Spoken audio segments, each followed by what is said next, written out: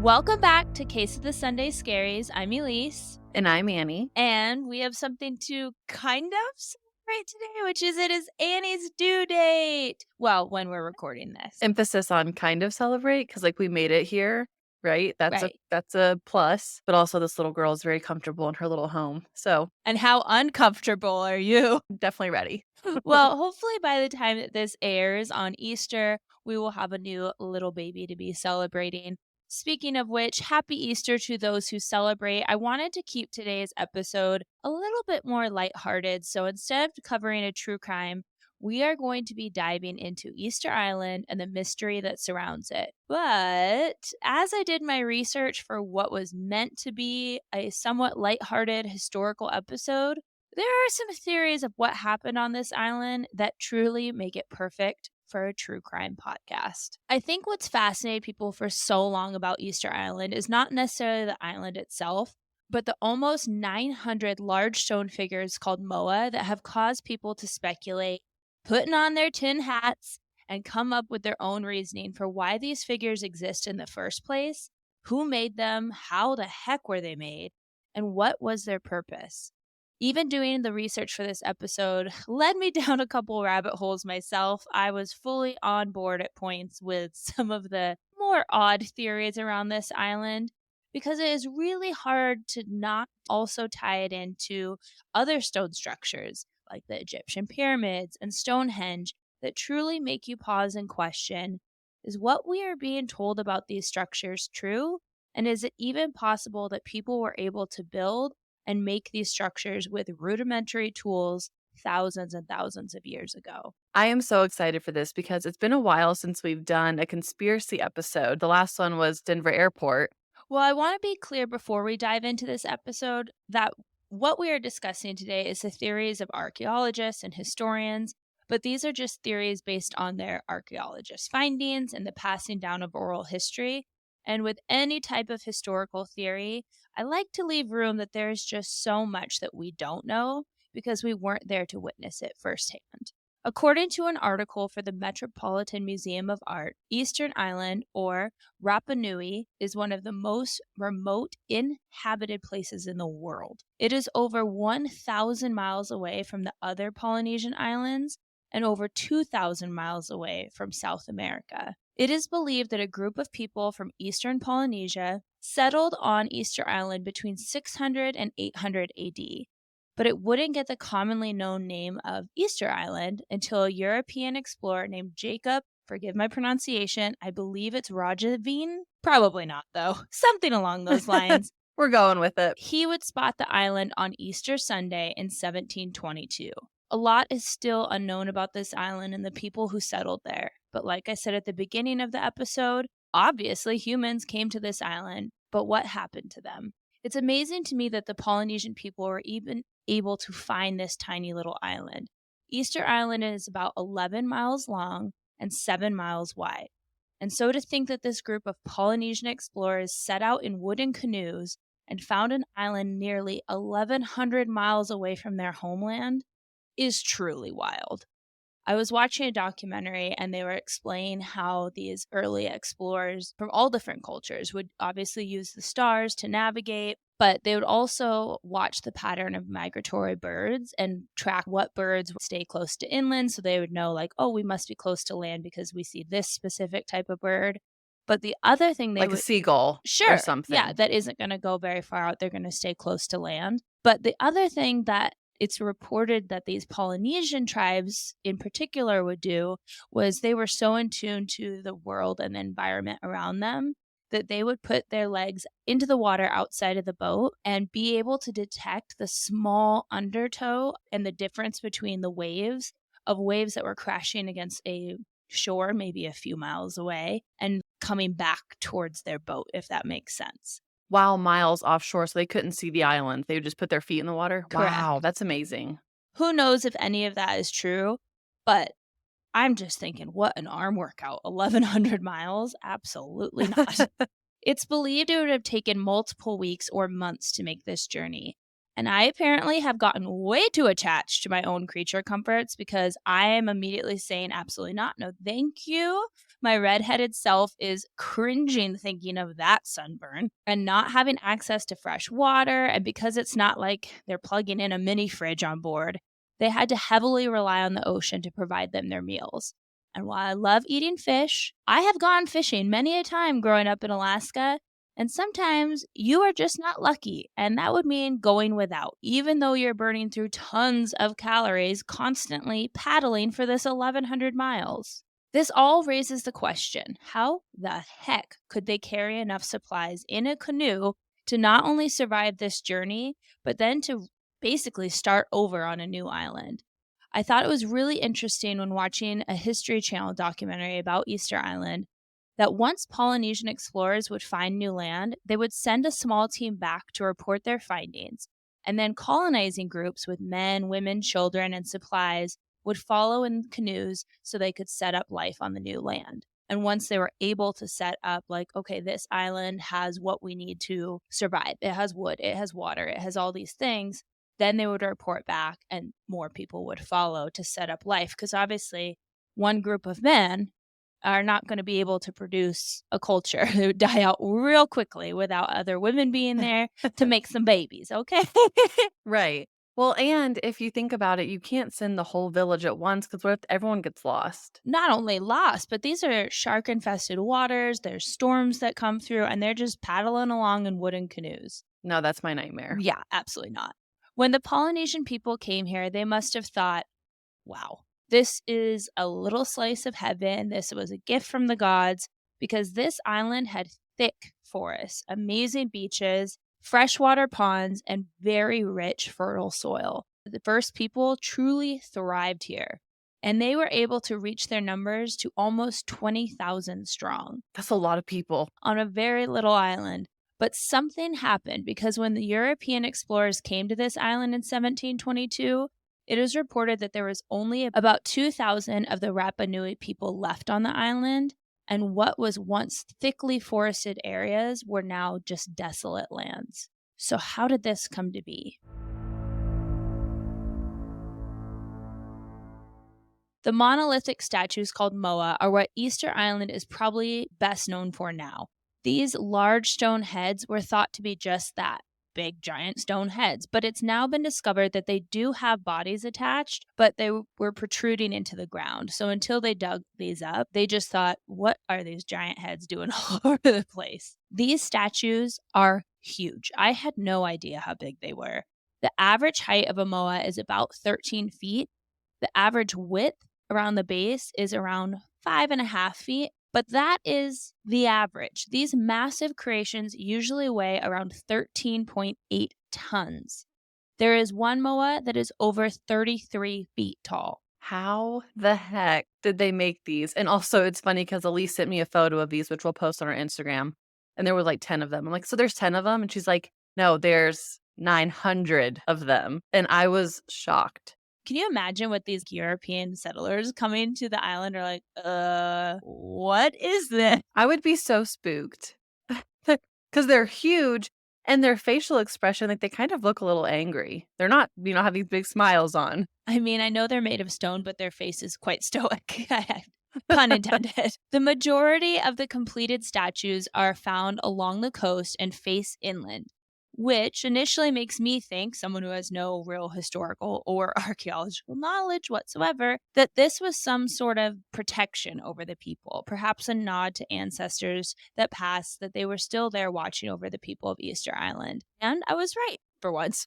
It's believed that they were just that, and that the people believed the spirit of their ancestor would be held in the statue and look out over generations to come, protecting them. That's a beautiful thought. I love that.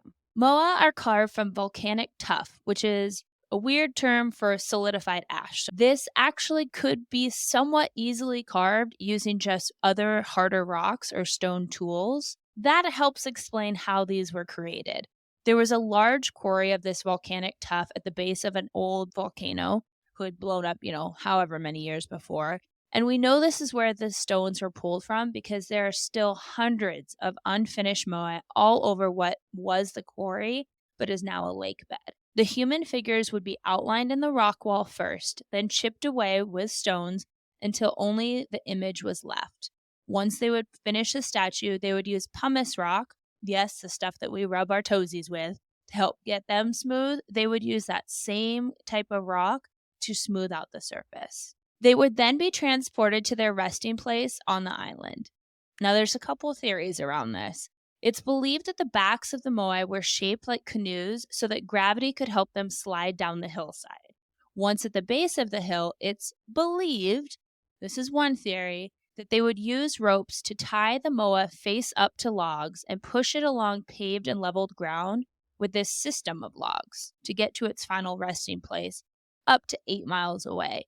So you would have to think of how much timber would be needed and cut down in order to do this. So much. So I'm trying to create a visual here, and it's a little bit difficult to do when it's just audio, but if you imagine a wheelbarrow, that rolls on wheels. We don't have wheels, so the logs act as the wheels. They might be rolling it, and then once the statue reaches the end of the logs, the log from the back is put to the front, and then it continues rolling. And they did that for 8 miles? Yeah, it would be That would take forever. It would take forever. It would also use up a lot of resources because these moa were being made constantly. But some archaeologists believe that the slightly curved bases of the moa were intentionally done so they could be transported upright. This is a theory that I tend to go with because I'm thinking these things weigh tons. How dangerous would it be to lay it flat, first of all, and then potentially crush someone? But also, how does the weight of that not crush these logs? Yeah, and I feel like just getting them from standing upright to on their back or belly, like, that has a high chance of snapping in half with all that pressure. Sure, not only the logs, but the people underneath it, and then Yeah. you have to get that thing upright again. That seems a little shaky. The second theory, I want you guys to picture how you would move a fridge. If you're trying to move a fridge on your own or with the help of someone else, you pull the right side a little bit, then you pull the left side, and you kind of shimmy the fridge into position. It takes forever, but it works, right? You're moving it like 2 inches to Mhm. one side, 2 inches to the other until you finally get it into the spot you want. These archaeologists believe that the Moai was moved in the same manner, with large groups of the Rapa Nui tying ropes around the structure and basically working in tandem to literally walk the statue into its resting place. I keep thinking when I was researching this of that Friends episode and one of these people being like Ross yelling, "Pivot!" When they're trying to move the couch up the stairs. Yes. That's all I could think Oh, that's, of. like, the best scene. Yeah, Yes. of these people like in their loincloths being like, "Pivot! Pivot!" and slowly moving this giant structure down. I think because whenever you see how big they are and how far they traveled, it kind of puts every scenario into your head of how the heck did they get from point A to point B safely? So, yeah, I love the Friends reference. I imagine there was a lot of accidents and blunders along the way, which may be why there are so many moa seemingly abandoned face down on these pathways. So if they were carrying them upright and it falls, it's like, I'm not going to try to get that thing vertical again. That's where it's going to lie. Let's build a new one. There's just a battlefield of Moas just face down. There actually is. There's tons of them along these carved pathways. There's a lot of them that are found face down. So that kind of lends itself, at least in my opinion, to that theory that they were transported upright. But maybe they messed up. One group moved a little too quickly and the statue was toppled. And instead of trying to put it upright, they just gave up. Trial and error, I guess. It's believed around the 16th century that the people of Easter Island started a civil war of sorts. As the population grew, there was a demand for supplies to live off of. Overfishing of the area, timber being cut down and used for obvious things like shelter and fire, but possibly also to transport these huge statues, all of which is what could have led to the Civil War. It's believed, like I said, that at its peak, there was nearly 20,000 people living on this tiny island. And so it makes sense that the resources, which were once abundant, had now died out due to overpopulation.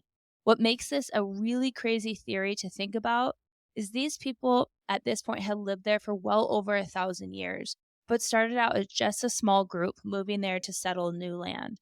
So if there's a civil war, these people aren't just fighting against another tribe. They're fighting their own tribes. They're fighting their brothers, their sisters, their cousins. These are all family. And there's nowhere for them to run to. The island is so small. You can't avoid the war. With lack of wood, how are they going to make canoes to even try to escape? Now, here's where it truly fits into a true crime podcast, because in a particular cave known as Anakai Tangata, well, let's just say this translates in two ways. It's either the cave where people eat or the cave where people are eaten, Oh, which is chilling to say the least. But we have to kind of put our modern day thoughts aside and think that during the 16th century, when overpopulation had created an ecological disaster on the island and lack of food was a growing problem, is it too hard to conceive that some drastic measures were taken to feed the people? like cannibalism? It is believed that cannibalism happened on the island during this time. There is small wooden statues carved around this time period that, unlike the giant, broad, sturdy moa, they are clearly almost skeletal statues. Their backbones and ribs were carved protruding, the faces are sunken in and gaunt, and it's believed that these were a representation of what the people would look like at the time, starving and without the strength, manpower, or quite frankly, the energy to continue to produce these large stone statues to represent their ancestors. It's interesting, though, because in the midst of warfare and devastation, it seems the people did try to come together to create a solution. And their solution was what was known as the Birdman cult. Every year, the leaders of the clans would come to a cliff called Orongo and compete against each other to decide who would have power for the upcoming year. They would know it was time to start this competition when the sooty tern, which is a seabird, would return from its migration to the island close to Easter Island to nest.